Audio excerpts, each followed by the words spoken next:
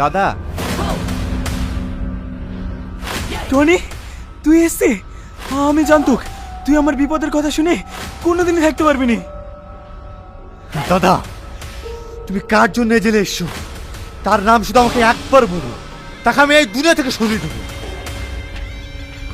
ওই শালা ইন্সপেক্টর সামাদ, তুই আমাকে বাঁচা ভাই। ও যদি সাক্ষী দেয় না, আমার ফাঁসি হয়ে যাবে। হাইলে তুমি চিন্তা করো না দাদা, ও কোর্টে পৌঁছানোর আগেই ওকে উপরে পৌঁছে দেবো। এই চল।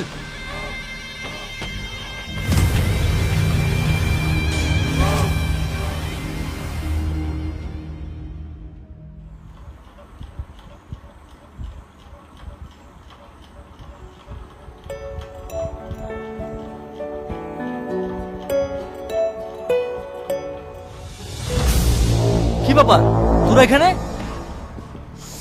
তুই আমার দাদাকে জেলে পাঠিয়ে তুই শান্তিতে খাওয়া দাওয়া করছি?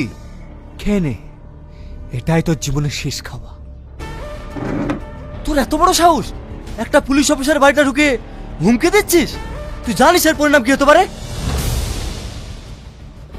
পরিণাম সেটা পরের কথা, এখন তোর পরিণাম কি হবে তুই সেটা ভাব। কারা আপনারা এভাবে উল্টাপাল্টা কথা বলছেন কেন?